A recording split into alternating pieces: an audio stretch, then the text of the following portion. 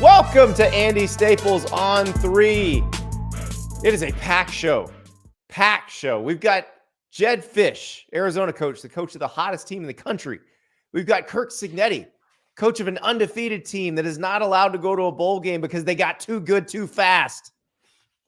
And of course, there's the huge news. Michigan's response to the Big Ten, Jim Harbaugh's response to the Big Ten, a separate document. Big news. We bring in Dan Wetzel from Yahoo Sports, who broke those two things, has those two documents, has allowed you to read them at Yahoo Sports. And how are we doing, Dan? Doing well, Andy. Long day, but yeah, doing great. You? Thanks for having me on. Doing good. No problem. I appreciate it. This is quite a document that Michigan has sent. It's a 10-page document. Basically, they throw a lot of defenses out there. They go from we would like due process to you've not used this sportsmanship policy for this purpose before to why would anyone listen to Connor Stallions? What was the most compelling argument from Michigan, you think, to the Big Ten? Yeah, I think the two things would be that they are going to extraordinary lengths to use this sportsmanship policy, which is basically almost never used. And if it is, it's for some kind of incident with a referee or something. Mascots are actually mentioned in the bylaws. Mascots, bans. They're trying to use sportsmanship to come in and punish Michigan for allegations that have not yet been fully investigated, let alone adjudicated. And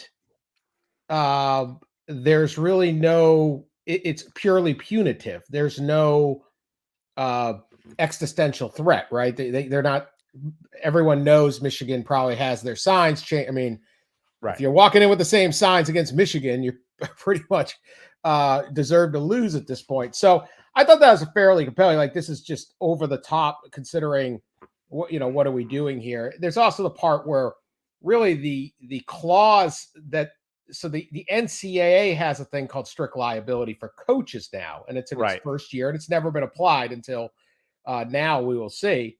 But the Big Ten does not. It has a strict liability for institutions.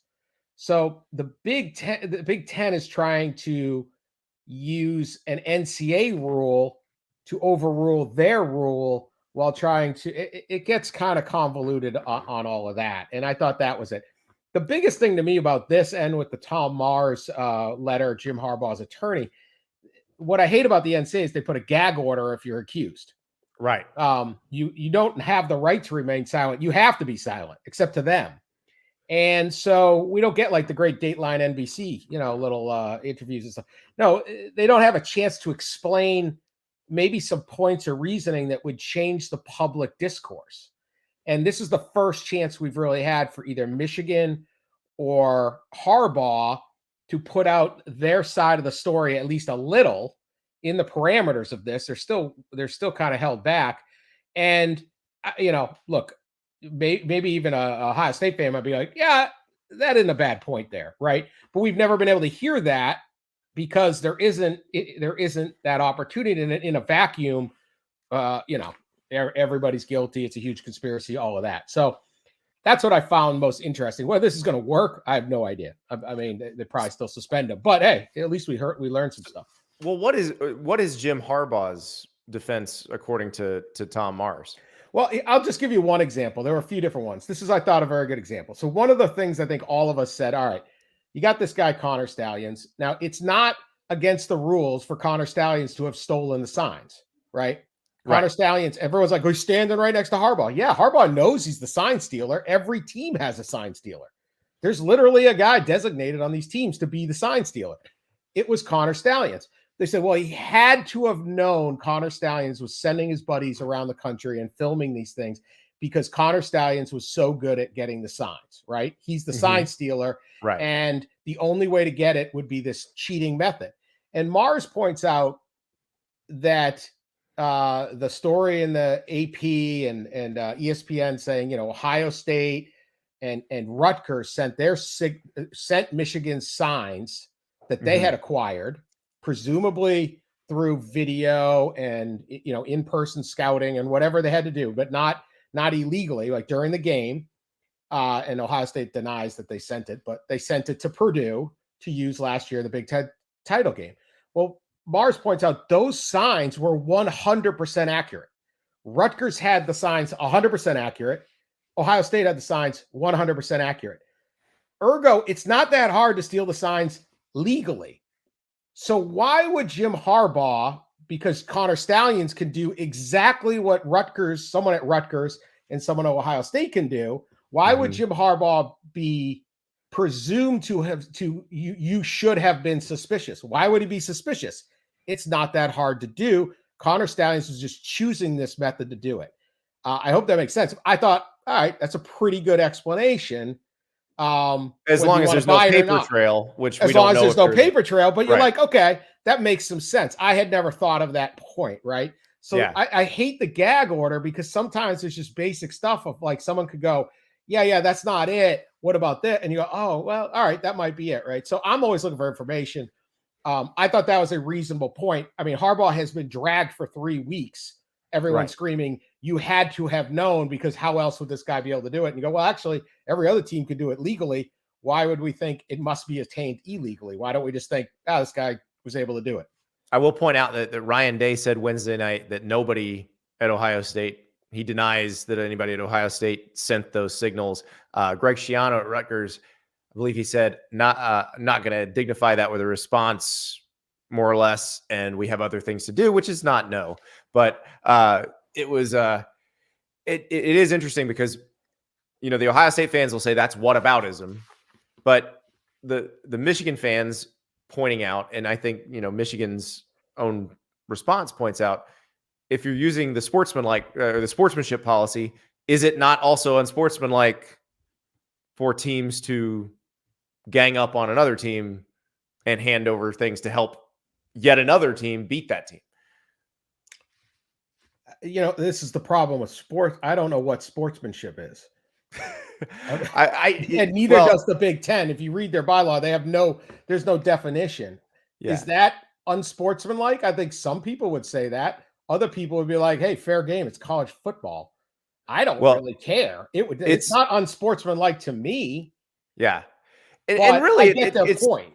Yeah, but the Michigan fans see what they want to see in it. The Ohio State fans see what they want to see in it, and the Michigan State fans see what they want to see in it. And all that really matters is what Tony Pettiti, the Big Ten commissioner, decides to do, and then what Michigan decides to do in response to that.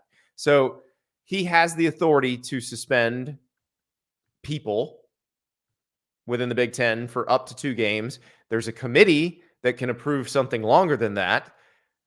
And he may or may not do that. And so what do we think is going to happen here in these next couple of days? Yeah, that's the thing. And that would be Michigan's point. You don't have that right because Jim Harbaugh has done nothing unsportsmanlike, because nothing has been proven that Jim Harbaugh knew, or you have any proof, or you even have an investigation complete that he did anything. Connor Stallions, probably suspend him. Jim Harbaugh, no. So whether he has that right, believe me, it will find its way into a courthouse. Yeah. Look, there's been a lot of pushing of Big Ten saying we're, suspend him for indefinitely, which essentially be till the end of the NCAA investigation, which would take Jim Harbaugh out for the rest of the season. He could certainly go this 2-game route. Is it Penn State and Maryland? Does this get done by Penn State? Is it then Maryland, Ohio State? I think any suspension, Michigan will fight. And try to get an injunction. Could it just be a fine? It's interesting, Andy, because I get the sign stealing and the cheating. It's fun, and the Stallion stories are incredible. This guy's just a world-class character in this character-driven sport.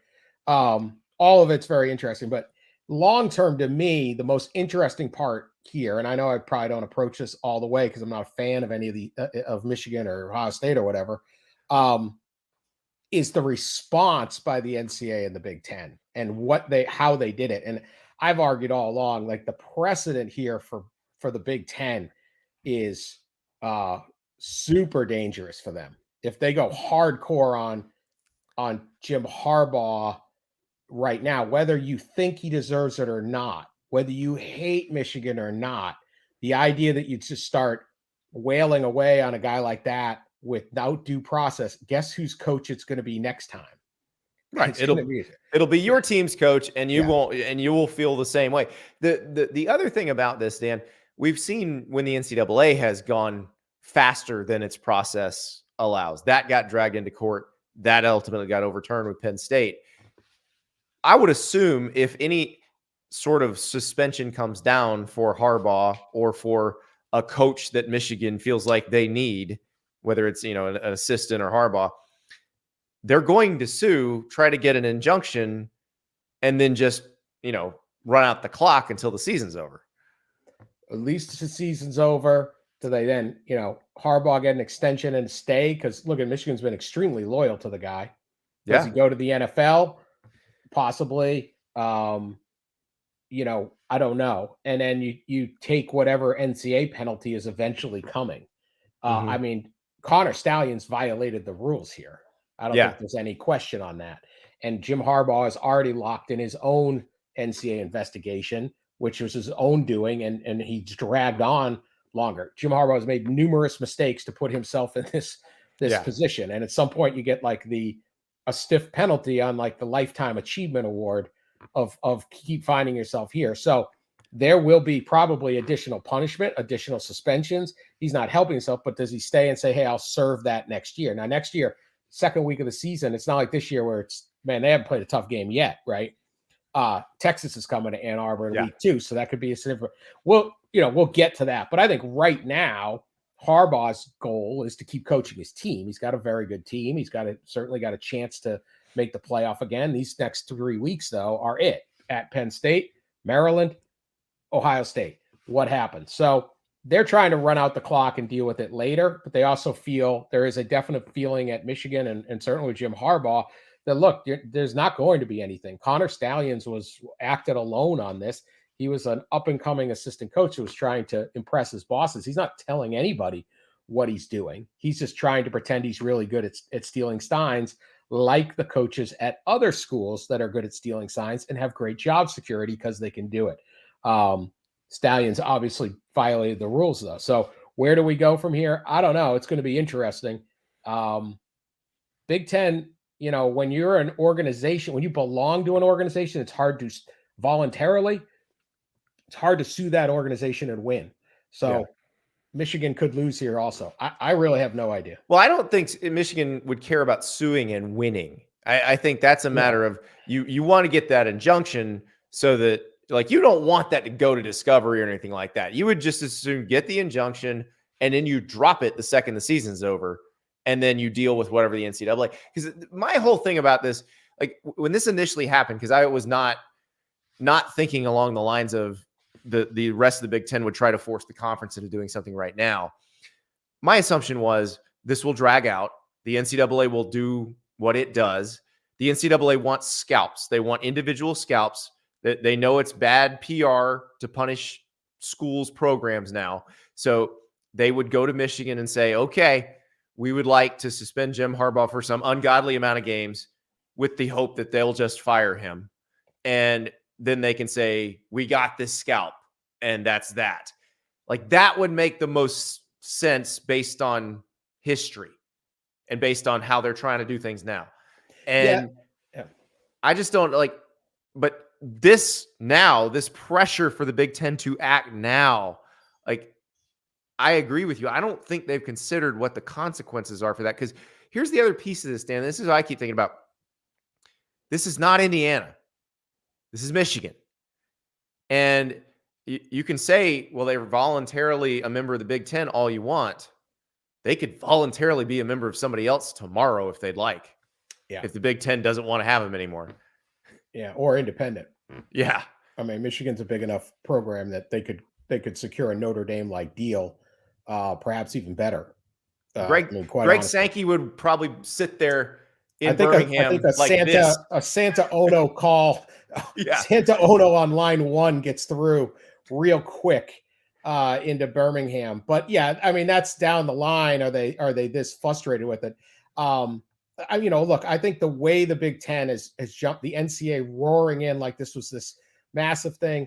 I think a very experienced NCAA, we have a rookie president, you have a rookie commissioner of the Big Ten. I think a more experienced commissioner handles this a little differently. The moment again, whatever happens, it goes, but found it notable when they're having conference calls between the commissioner and the other coaches who are then suggesting punishment. Like, wait, what? Like, who cares what these guys think? Like, I wouldn't care if there's something happened in East Lansing or Columbus. The last person I would care for their opinion is Jim Harbaugh. Right. We know they don't like him. They always want to run him out. Like I was like, you're really and they're yelling and you've got to do something. And this, I don't know that he's got enough to be like, hey, you guys are all stealing each other's signs and you're sending it around. Purdue ends up, okay, nobody sent Purdue, Rutgers, and Ohio State's signals. Well, they apparently ended up with them. Well, I don't know how. It must have been just a bird dropped them off. I will say, though, like these things happen every single week. What we have not litigated. What is the definition of in-person scout? Hasn't been litigated. We haven't thought. They ran in saying this is a grand conspiracy. And like I said, like Harbaugh had to know because this guy was so good, and Tom Mars was going, well, why doesn't Brian Day suspect his guy? I don't know about you, but I found that when it's something that not like there's some things that are against the NCAA rules that most coaches do or are perfectly willing to accept. They're just like, whatever. But if it's something that not a lot of people do, then that's where it gets weird. Like this. This is one I don't think there's a lot of people who send people to other games. Just like they got really upset about like what Arizona State was doing during COVID. Yeah. Because they were like, we're actually trying to follow the rules, and these guys didn't. And so Michigan, which Arizona State look, usually, the Michigan that particular one, Cheeseburger Gate, I actually am somewhat sympathetic toward Harbaugh, but when they hit you with the receipt, probably don't say I don't recall again. Like, you don't say you recall. But here's the thing: like that's a rule that they would have in the NFL. If on March 1st you can first speak to free agents and someone's meeting, Sean McVay's meeting with one on February 22nd, go, wait a minute, that's no Sean McVay catching a stray here. Poor Sean McVay. Just picked him out. You go, wait, you can't do that, right? You'd be punished. So like Harbaugh violated those rules. Like those were dumb rules to violate. They say you can't meet with them. You don't meet with them. It's a calendar. Well, what I'm saying is an admission of violation of those rules probably is a slap on the wrist. He gets education and nothing, but he didn't, and it drags on. It's Harbaugh. There's always drama. But I agree with your basic point. And I wrote a column. What Purdue did by having two schools or some mysterious entity send him two schools stolen signals of Michigan isn't any different than what Colin or Stallion did. It's just one of them is accepted practice by coaches and the other isn't. But one of them is specifically banned, but not for the reason not for the reason you're thinking. I think both are specifically banned. It's what's your definition of an in-person scout? Now, all it says what you're saying is the person from the other school acting in their capacity as a coach in that game. But then when they give it to you, they were scouting ahead for you. Yeah. Every coach at Ohio State. And so, okay, it just says you can't go in-person scout. That's really all it says. It never defines who is you. Well, obviously, it doesn't say, hey, you can't have your Army buddies or your Marine buddies go to games and film. It was 1994. They wrote this thing. But I think it's a fair interpretation of the rule to say you can't do what Connor Stallion did, right? I do enjoy, though, that when they wrote that rule, if you wanted to bring a camcorder into the game, it's like shoulder mounted. Yeah. So dumb. All these rules are very nebulous. They're poorly written. I mean, you read the rule book, you're like, wait, that's it? This doesn't say. But look, if let's take Rutgers. Rutgers has figured out Michigan signs. They play a game. During the game, the coaches see that their signs work, or they add, or they maneuver it a little bit, maybe, whatever it is. The moment Rutgers plays Michigan, those signs are now that is an in-person scout. They are there in-person scouting and then handing their information it is if they give it to somebody else. Yes, it's not if they give it don't. to someone else. Yeah. If they don't, no. If it's before and you go, well, we didn't play him this year, but what do you think? Hey, that's fine. But the moment they play, you can. This has never been litigated. This is the problem. What is an in-person scout? I think a Big Ten coaching staff is a heck of an in-person scout.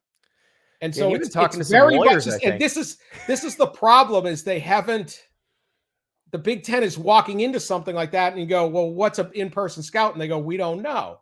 Yeah. Well, okay, so it's just it's not. No one is thinking this thing out because until 3 weeks ago, not one person in this entire sport cared about any of this or had thought about that rule. They didn't think of it. So coaches are saying, these coaches on the conference call go, oh, it's perfectly fine to send stuff to your buddy. Now, maybe these guys are saying they didn't all of a sudden, but everybody else admits that they share all the information because that's just the way we've done it. We don't consider it a violation. Well, whether the people doing something consider it a violation has no bearing on whether it is or isn't a violation.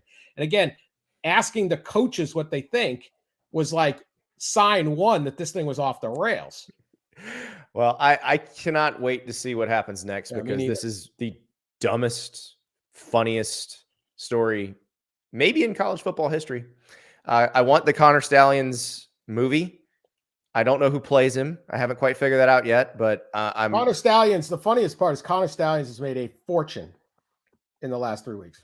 Like he's worth so much money. I'm buying the manifesto because it's like he doesn't even have to he doesn't have to get to work on that. He can just send that to a publisher. He sells his interview to whatever documentary company will, and he got a Netflix deal or a Amazon deal, or whatever.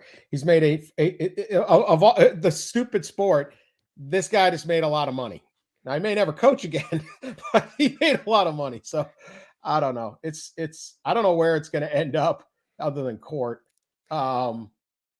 But it's been interesting. It's fun. I think most people have lost the plot at this point, but hey, whatever. Well, once the vacuum cleaner showed up, I was just hooked again. I was like, why is he repairing vacuum cleaners? Look, we all have odd jobs in our 20s. You got to be, you're just doing it. I was a flag football ref once. Yeah. So. Hey, whatever you got, whatever it takes. I don't know. You cannot make this guy up. Dan Wetzel, thank you so much. Thank you, Andy. Oh my goodness. The story is the gift that keeps on giving. I don't know when the next shoe drops. I would assume the Big Ten makes some decision at some point. Like, do you make the decision now? Do you make the decision next week? I suspect no matter what happens, there will be a response from Michigan. If anyone is suspended, that Michigan will respond with a lawsuit, with a request for an injunction to keep that suspension from happening until after the season ends. So either way, there will be lawyers. That's really all there is to it. We got to talk about some other games. Michigan Penn State obviously is going to be off the charts crazy because we still don't know what's going to happen. But we hit all the Coach Prime games early in the season. We're going to talk about the game that Coach Prime is coaching in, but not about his side. Colorado has the misfortune of playing the hottest team in America, the Arizona Wildcats, winners of 3 in a row. They're now bowl eligible. They were playing pretty well before that, just couldn't quite get over the hump. And then the dam broke, and they have looked awesome the last 3 weeks. Coming off winning against UCLA. We're going to talk to Jedd Fisch, the Arizona coach. But first, I want to tell you about Rhoback. You see this beautiful green hoodie I'm wearing right now? This is the performance hoodie. It is the most comfortable garment in the world. I have 5 of them in 5 different colors. This one is near and dear to my heart because I tell you, Rhoback makes you elite at everything. This particular hoodie was what I was wearing when I caught a pass one-handed on the sideline of the Texas A&M Alabama game, thrown in a game by Haynes King, who's tearing it up for Georgia Tech these days. So was it me? No, I can't catch a cold, but the hoodie, yeah, makes me elite. Performance hoodies, performance polos, the new Performance Crew for a more refined look. shorts, joggers, you name it, Rhoback's got it. Go to rhoback.com. That's RHOBACK.com. Use the promo code STAPLES and get 20% off your first order. Rhoback.com, promo code STAPLES. All right, it is time to talk to a guy whose team has just gotten better and better and better every week. Arizona is heading to Boulder this week. Now, Wildcats coach Jedd Fisch. Joined now by newly bowl eligible Arizona coach Jedd Fisch. Jedd, how's that feel knowing for you coaches, I just imagine knowing the extra practices are coming is very satisfying. Yeah.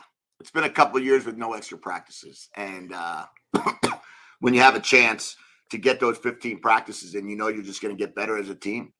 So that's it's really exciting in that regard. I think it's also, it's a big goal of ours. We have a goal to play 13 or more games, and to be able to hit that goal week 9 of the season is pretty awesome for our players, and looking forward to these next 3 games. What have these last few weeks been like for you guys? Because you were sitting there at 3-3.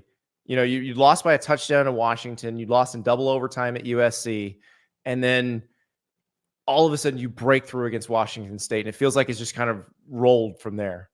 Yeah, triple overtime actually. Oh, that's right, triple. I'm sorry, that's right. You were in penalty kicks. Yeah, so we lost overtime to Mississippi State on the road week 2, and then lost by 7, and then lost in triple overtime. But after, I think our guys just, we went down 14-0 to Mississippi State, and we went down 14-0 to Washington, and both times we came back and outscored both teams after that, the second, third, and fourth quarter. And we finally realized that we're a good team. I was trying to convince them of that all year. And then when you realize that and you feel confident being able to go out and play games, I think they really got excited about the next opportunity. And after the game against USC, when we lost 43-41, they couldn't wait to get out of practice. And there was just a different bounce in their step. And they wanted to take on. We knew that we had 3 opponents ranked in the top 20 coming up on our schedule, and they wanted to, which would have been 5, which was 5 in a row. Yeah. And they just wanted to really kind of turn the corner, and they were excited about it, and they started playing some really good ball. Is that how it flips within your locker room from maybe we can win to we expect to win? Yeah, I mean, it starts flipping when you get to a point where you're confident in your team, you're confident in your buddies, your locker mates, the people that are next to you. You're confident that the defense will get a stop. You're confident the offense will get a score. You're confident your special teams will make a play. When you start feeling that way, you just want to play football. You want to just go out there. You want to go be a part of it. And, our guys started sensing it last year when we ended the season 2-1, the last quarter of the season, and, picked it up where we are right now. So I heard you talking this week about roster construction because you're playing Colorado. So naturally you're getting those questions because you kind of inherited a similar situation to Dion in terms of roster, but not a similar situation in terms of what the school would allow you to do. And so I don't think people understand that first-time head coach or first-year head coach rule. Basically, you're allowed to cut players, but your school has to be willing to put them on scholarship and not count them toward the 85. You didn't get that opportunity, right? That's right. So we were, we took over 0-12, 0-5 in COVID, and then a 7-game losing streak the year before. And the last game that was played before we got here, they lost 70-7. And, they went ahead, they signed the class that was committed. They wanted to honor all of the commitments. And then we did not have the ability to do the other move, which would be cut players. So, I felt like that's okay. We're going to just develop everybody we have, coach everybody we have, see what we can do with what we have. And we were 1-11. We had, I think, 7 or 8 games that were 1-score games in the fourth quarter. We lost a couple games by a touchdown or less. And we just kept battling. And then from that point on, that was, I would say, the recruiting class that we signed after that 1-11 season will go down in the history books. Well, and that's the thing. I mean, so T-Mac, your receiver, was the highest rated recruit in Arizona history. Noah Fafita, who's starting at quarterback for you now, is in that class. Your 2 starting offensive tackles were in that class. And I'm curious because you became a college head coach after all the transfer rules changed. So you've known it this way only as a head coach.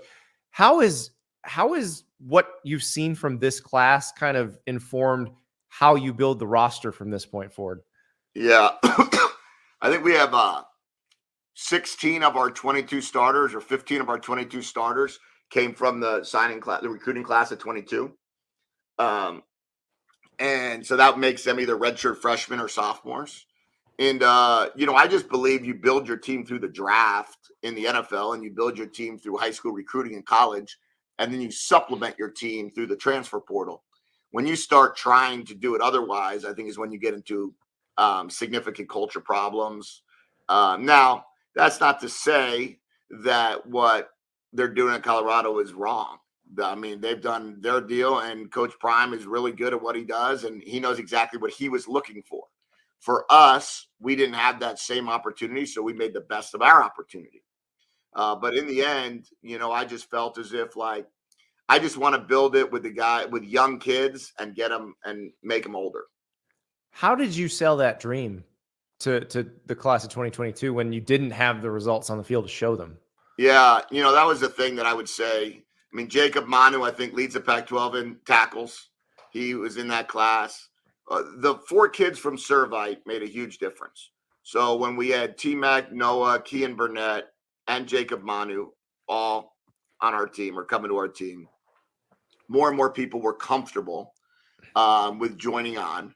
And then when Ephesians Price Sock and Tacario Davis, our 2 starting corners, committed, and then you had Jonah Coleman, our running back, and Jonah Sevenea, tackle, and you start naming these guys. We went to programs and we just sold our vision, and our vision was very simply put: we're going to do everything we can to help you become a professional in life.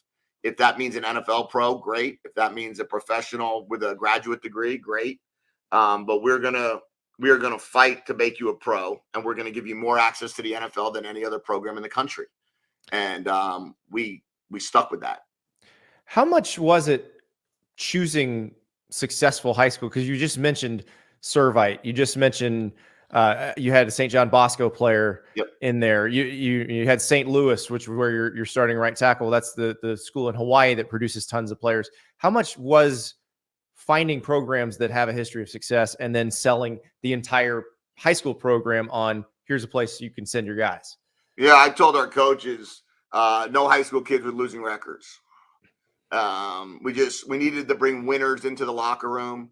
I think we signed 3 kids from Mater Dei, 4 kids from Servite, 1 from Bosco, 1 from St. Thomas Aquinas. Obviously, we brought Jaden in as a transfer, Jaden Delora, who was the quarterback at St. Louis. That was the only quarterback ever at St. Louis to go undefeated 2 years in a row. And we took him from Washington State, where he was the Pac-12 Freshman of the Year. So the idea was, okay, how can we surround these kids? We took 3 kids from Hamilton High School after they won the state championship in Arizona. And that was our goal, because you needed to bring in players that knew what it felt like to win games. So when you were in the locker room, they could hold the other players accountable for how you work to win. So now that you've had this level of success, and you just mentioned these guys had success in high school, but they haven't had it at this level like this, where all the attention's on them, the eyeballs are on them. How do you keep them focused on the next game and not thinking about, what can we do down the road? Yeah, we don't shy away from what the future could bring if we're successful here, regarding wins and games and playoff races and, ability to, I told our guys, now you play for seeding. Now you play to see what bowl game you get to go to. Now you play to see if you have a chance to get to the Pac-12 championship game. Now you play to see, who wants to join our program. The more you win, more players want to come. So we don't really shy away from it. I've looked at it more in terms of, you got to put a stamp on it. You got to answer the question, are you for real or not? You beat Washington State. Okay, are you for real, or was that a one-time hit? And we've kind of talked about that each week, and we'll see what it looks like this week. We got a heck of a challenge, I can tell you that. How has Noah developed? He had to come in for Jaden when Jaden was hurt. but it seems like he's become very comfortable leading the offense. Yeah, I mean, the thing about Noah that was so special throughout, it was his preparation, that he was always ready. He was always going to be ready to come in for Jaden if we needed him. Um, if we were down by 3 or 4 touchdowns against Utah, our last year, I think it was, and we put Noah in, he drove us down and scored a touchdown. When we were down against Mississippi State by 22 points at the end of the game, we put Noah in there. He drove us down, and we got to the 1-yard line. And he just has the confidence to do that. And then now we got 2 quarterbacks, as I like to say, and 2's better than none. And I feel really good about now that we've got 2 healthy quarterbacks, which is the first time all year. Now we've got a situation where, we're very fortunate.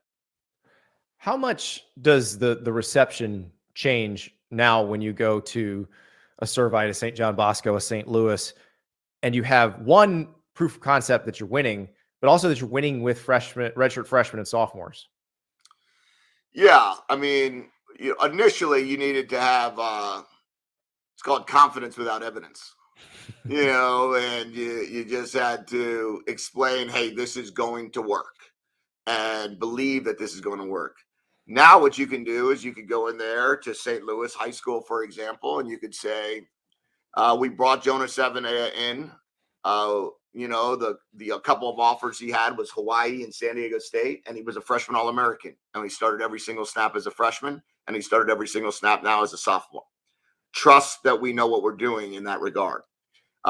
We can go into Servite, and we could go into Mater Dei, and we'd say Jacob Kangaika was going to come here as a walk-on, and we gave him a scholarship 2 days before, and he's now starting at nose. And you got to get people to believe in that, and it's a lot cooler to be able to do that. I would imagine so. And also, how did you guys, I mean, I assume that you hired a staff in part based on their evaluation abilities, but how good has this group been at nailing? I mean, 14, 15 starters out of 1 recruiting class is pretty unheard of. Yeah, I would say that they've done a marvelous job, at finding, and they're not all, it wasn't like we signed all 5-star players. You know what I mean? It's, you were able to sign guys that you saw or our staff saw had a certain talent, and they felt really comfortable with it. And they said, we don't care who else is offered them. This is the type of running back that could help us win. We don't care who else offered us. This is the type of quarterback that could help us win. And that's what we went with. And it wasn't hard to evaluate T-Mac, right? Right. But when you go and you say, I'm going to take Jonah Coleman, and Jonah's offers, I think at the time, were Fresno State and us. And then we were able to find a way to keep Jonah when people started saying, oh, this guy's a pretty good back. And now I think he's leading the country in PFF grade or something. Well, and how much of that is just having a clear identity of what you want to be offensively and defensively, so that when those coaches go out, they know what they're looking for? Well, the best NFL head coaches that I worked for, and I worked for 7 of them, had a very good plan in what they wanted their team to look like. When I was at Baltimore and Brian Billick and Ozzie Newsome were running the Ravens, just got done coaching the Super Bowl. They knew exactly what they wanted their Mike linebacker to look like in Ray Lewis, their safety, their tight end and Todd Heap, their running back in Jamal Lewis, their left tackle in Jonathan Ogden. And Pete Carroll knew exactly what he wanted. Bill Belichick knew exactly what he wanted. And when you are around those guys that just know what they want, right, and what they want their team to look like, you just take it. And one of the things that I feel like I've been so fortunate is when you learn from guys like them and Sean McVay and Jim Harbaugh, that you're like, these guys know what they want in a team. And I'm going to make sure if I become a head coach, I'm going to know exactly what I want in the team, and then let our coaches know, this is what I'm looking for. Now go find them. Do you have, because I know Nick Saban has the set of critical factors where it's basically written down, here's what a cornerback on our team looks like. Yeah. And if you look at our team, the biggest thing for me is I didn't want our team to look like this. I Right. didn't want one corner to be 6'3" and one corner to be 5'9". I didn't want, so both of our starting corners are 6'2", 1 6'2 and a half and 1 6'3". I wanted our safeties to, be 6 foot to 6'1". I wanted our left tackle to be a certain size, our right guard to be a certain size. I wanted our X receiver. The best offenses I've been around, they had Brandon Marshall at X. They had Eric Decker at X. They had T-Mac at X. Same thing with Jacob Cowing at Z, Eddie Royal at Z. You start naming Robert Woods at Z. You just start naming them, and they all kind of look the same. Mm-hmm. And that's what we've been looking to do here. And I imagine when you're recruiting that person and you can show them, this is how I envision using you, 100%. Probably helps a little bit. Oh, yeah, 100%. And get to show them that we run the same offense as the Rams run. So, when they could watch Sean call play and they could watch us call play and the exact same play, whether he's mic'd up or not, they could hear it, they could see it, they could watch Matthew Stafford execute it. And I think that's a huge advantage to what we do here. Now you just have to find the guy who you envision in the Aaron Donald spot. So find me him. He doesn't fit any of those. He's too short, but you'll take him anyway. I know. Every now and then, there's the exception to every rule. That's right. I appreciate it, Jedd. Thank you so much. All right. Thanks, Andy. Thanks for having me on, bud. That is Jedd Fisch. Arizona headed to Colorado this weekend. Very interesting spot for the Wildcats. They're already bowl eligible. They just beat UCLA. They got a chance to keep this winning streak going, and really interesting to hear how he built that team. Also very interesting, this person who bet $1 million tonight on Kent State plus 10.5 against Bowling Green. My favorite part of the shows this time of year is I can have the triple Maction box up on the TV while the show's going on. And it's 28-6 Bowling Green over Kent State at halftime. So somebody is sweating right now. Just understand there is somebody out there in these United States of America who is sweating over some action tonight. $1 million. Kent State plus 10.5. Speaking of which, tickets to Maction. You want to go see some Maction next week? Get that Game Time app. Use that code Staples for $20 off your first purchase. Or do you want to go see USC play Oregon at Autzen? Just type Oregon football into the search box and then click the ticket you want to look at, and it shows you where in Autzen Stadium you would be. You want to go see Michigan Penn State? Hell yeah. Game Time's got tickets for Michigan Penn State. If you want to go on Saturday, if you want to decide right here on Wednesday night, you know what? I gotta go see the biggest game of the week. Well, you go to the Game Time app and you can have Michigan Penn State tickets with just a few taps. You want to move those tickets to your friend on game day? You just text it. Game Time makes it very easy, stress-free. So get that Game Time app. Use the code Staples. $20 off your first purchase. I don't know if Connor Stallions was using Game Time, but I certainly hope he was.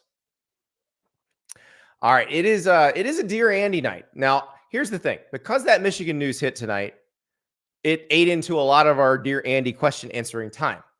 So we're going to move a lot of the Dear Andy questions from tonight to tomorrow's show because you got some good ones, and I want to answer these questions. But we have one other interview that I thought was very important to have today, and this is a person who, he's very much in the news. Curt Cignetti, head coach of James Madison. And I will start with a Dear Andy question that I got from Chris that is really relevant to this situation. Based on projections that there aren't going to be enough 6-6 teams to fill up the bowl slots, and James Madison is going to end up bowl eligible, could the committee start ranking JMU and then have them end up being the group of 5 automatic qualifier into the New Year's Six? So here's the deal. James Madison is in its second year in the FBS. The way the rules work is you have to have 2 years of a transition period before you're allowed to play in the postseason. So James Madison went 8-3 last year, did not get to play in the postseason. Now, because there might not be enough 6-6 teams to occupy all the available bowl slots this year, James Madison could get slotted into a bowl, even though they're only in year 2. But James Madison is 9-0. They play UConn this week. Then they've got Appalachian State and Coastal Carolina. If they were to win out, theoretically, they would be in line to potentially get the group of 5 New Year's 6 bowl bid as the Sun Belt champ. They would have to be able to play in the Sun Belt championship game, which they are not currently eligible for. But James Madison's president and AD sent a letter to Jerry Moorhead, who's the Georgia president, who's also the chair of the NCAA board of directors, to say, hey, listen, we need relief on this. You need to make us eligible this year. We have proven that we are serious about being in the FBS, that we're going to resource our program adequately. Obviously, they just keep winning. So that is what's going on with James Madison. And if the NCAA wanted an easy win, they could say, hey, James Madison, you're good to go. You can play in the postseason. And the Sun Belt would let them play in the championship game if that happened. But that's got to happen. That hasn't happened yet. So we talked to Curt Cignetti, the head coach at JMU, about this situation and just about a team that has been great all season. Joined now by James Madison coach Curt Cignetti. Coach, you are undefeated, playing UConn this week. And the big news, obviously, is your AD, your president, sending a letter to the NCAA saying, hey, we may have only been in the FBS 2 years, but we deserve consideration for bowl games, for CFP rankings, that sort of thing. How much do you have to think about this stuff, address this stuff with your team? Well, you know, I ask the players to eliminate the noise and the clutter throughout the season. And, you know, we all know that every week when we continue to win, it grows. You know, it's great to know the university has our back, the president, President Elger, Jeff Bourne, who've been great leaders at this university for a very long time. And it's why our program, a lot of other programs here, are at a championship level. So, you know, in this day and age, I think everybody reads social media, but the key to the preparation as we get into Monday for everyone is to sort of shut it down a little bit and focus on the things that affect preparation and positive performance. And that's the one thing this team has done a really good job of up to this point. You know, every day you have a choice. You know, you can choose to do what you want to do versus what you need to do. And if you want to be average, you'll choose what you want to do. And if you want to be great, it's what because, you know, the margin of victory in this business, it's highly competitive, is very slim. I have heard those words before from a guy who used to work with in Tuscaloosa. You were on Nick Saban's original staff at Alabama, I remember, and I know you guys, you process-oriented guys, always talk about that illusion of choice, and that there's not really a lot of actual choices. Your team has made all those right choices this season. What is it about this group that they've been able to stay focused? Yeah, you know, this has been a special group. They're very close, very united. And, you know, in our first team meeting, we talked about, you know, the things that we could accomplish, knowing that we were at that time ineligible for conference championship or bowl game. But, you know, we wanted to make it hard on the decision makers. And, you know, these guys listen better than any team I've had to the and apply them daily on the practice field, the game field. Now, we're not perfect, but we do it really well. They do it really well. And compete hard on Saturday, play disciplined football, and really buy into the team. And, you know, there's been a great culture here for a long time. I mean, 54-3 at home. You know, we win conference championships every year. And so there's standards and expectations.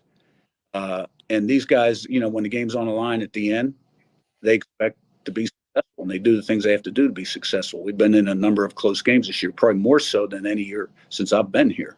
Yeah. But, you know, we find a way. And so it's been really a good team to coach. Well, and that's the thing that is interesting. And I know you sent out a tweet last week where you showed an ESPN graphic with the strength of record statistic, which basically this is how you are ranked versus what an average team would do against your schedule. I don't know that people appreciate the depth of the Sun Belt as it is right now, But what is it like going through that league right now? Yeah. And, it's not only the Sun Belt, but the way our schedule laid out this year. We were on the road second week at Virginia. Then we went on the road to play last year's conference champ. Boy, yeah. That's who we would have played in the conference championship, but we weren't allowed to play in it. And down there where they hadn't lost in a long time and beat them, got back at 4 a.m. Then on the road again to Utah State, 8 o'clock at night Eastern time, get back at 8 a.m. for a 12 o'clock kickoff against South Alabama, who won 10 games last year. And a lot of people were picking to win the West. So that part of it, in terms of the fatigue, the travel fatigue on the team and the staff was significant. And but the Sun Belt is a lot like the SEC West, in terms of you got to be ready to play week in, week out. You don't play really well, you're going to get beat. Well, that's what you took over this team when it was still in the FCS. You were competing for national championships there. You immediately start winning, getting into the FBS. What was the transition like, the getting from 63 equivalency scholarships to 85 head count ones? Was it as smooth as it looked from the outside, or how hard did you guys have to work to make it look as easy as you have? Well, nothing good comes easy, and it all takes hard work, organization, and discipline. But, it was a move that we were prepared for as a football program. And, I think this year 41 for me, and I've been fortunate to work with some great people and have extensive background as a recruiting coordinator also and coach. So knew what needed done. And I'm fairly impatient. It's just about, make it happen so that we could be successful. So we never did get to 85 scholarships year one. We could have. And I think we got up to about 82. And then with attrition, we finished the year about 78. We started at 85 this year. There were a lot of unknowns playing teams that we had never played before. I knew that we would be highly competitive. And in this day and age, with the transfer portal and NIL, you're taking over a larger percentage of your roster than in the past. We're breaking in a new quarterback. We opened the season at home against Middle Tennessee and, beat them, 45-7 or so. And then, the first Sun Belt Conference game was down at App after they beat Texas A&M. And, we're down 28-3 in the second quarter. And I'm looking and I'm thinking, wow, these guys are pretty good. But, our guys compete. They play with poise. They never give up. They never, they're resilient. Yeah. Well, and they've got to be what you're dealing with right now. You just lose Jalen Green to injury, your best pass rusher, who's been unbelievable for you. How do the guys handle that and continue to play as good a defense as you have been? Yeah, it's the next man up mentality. I mean, we've lost both starting offensive tackles. Nick Kidwell's our best. We lost both starting linebackers at Virginia. We lost 2 starters in the opener. And now Jalen Green, who's having a phenomenal season, is going to break the national record for sacks. And I feel, terrible for him. But I'm also happy that he caught the attention of the NFL scouts. So, we'll do some shuffling around, and some guys will get an opportunity for increased reps. But, we'll be all right. So listen to you talk about your quarterback this week. Jordan McLeod played 3 years at USF, 2 years at Arizona. So he's playing his last year with you guys. And you were talking about him in the Georgia State game, which was, a win against another one of the Sun Belt's best teams. And you said it looked like he's really having fun out there now, that he's really comfortable in the offense. When did you feel like he was really comfortable in the offense? Well, it took him a little while because he hadn't played football in 2 years. But we put him in the third quarter of the opener. He actually didn't start in the opener. And he did well. He started against Virginia, which was a big in-state win. And he's improved every week. And now he's playing at a level where everybody looks to him as the leader, believes in him. He's playing with confidence. And he's making plays with his arm, his head, and his legs. And, I still think there's another step he can take. And he's playing great for us right now. When you're dealing with the transfer portal and you've already got this great established culture of players who go back to when you were playing for national championships in the FCS, how do you decide who you bring on, and how do you decide that they're going to fit with what you've already got going? Yeah, well, it really is a little bit like the NFL now. So, you've got your needs, right? Everybody's, and you're going to lose a couple guys that you didn't expect to lose on big NIL deals to Power 5 SEC schools. So I've interviewed someone like that. So yes. Yeah, exactly. But, I put a high character. I'm a little bit old fashioned. My dad was a coach. I'll still look at a transcript and look at how many absences a guy has. We've had great success with guys that have played at the FCS level. They actually, a lot of those guys have done a lot better than the P5 transfer. So, you're looking for a guy that's got the ability to be a good player, but also has the character, work habits, and will fit in. But the one thing about when you got a great culture like we do, these guys assimilate well. Yeah. Well, Coach, it seems like they've assimilated very well on this team. I know you got UConn on Saturday, so good luck. Appreciate it, Andy. Thank you. That's Curt Cignetti. They're trying to figure out what their situation is. They're waiting to hear it from the NCAA. Hopefully the NCAA will relent on this thing. Now, if you're holding a Sun Belt future, you may not be real thrilled about that if that happens, because it does change probably who's in the Sun Belt championship game. But it's only right. I mean, clearly they belong at this level. Normally, this is the part where we go to Dear Andy and we answer your questions for a while. Obviously, we've gone quite a ways on this show. A lot going on. I'll add one thing to the Michigan conversation. Chris Ballas of the Wolverine.com posted a story tonight that said he quoted sources saying there's a, quote, 99.9% chance that the Big Ten tries to suspend Jim Harbaugh tomorrow. And Michigan would then go to court and try to fight that. So we will see what happens on Thursday. That's going to be fascinating. But I do have one Dear Andy question about that. The rest of the Dear Andy questions we are going to save for Thursday's show. And if you send in a good one, don't worry. I'm going to get to it. And there's some great ones. But this one's a good one from Charlie, and it definitely fits the conversation tonight. Would suspending Jim Harbaugh really hurt the TV rating for the next few games or make it go up? So that is one of the questions is, would the Big Ten mess with one of its golden gooses in this particular case? Because anything that hurts Michigan and maybe keeps Michigan from competing for the national title also hurts the Big Ten. And a suspension of the head coach probably makes it more difficult for Michigan to compete for the national title.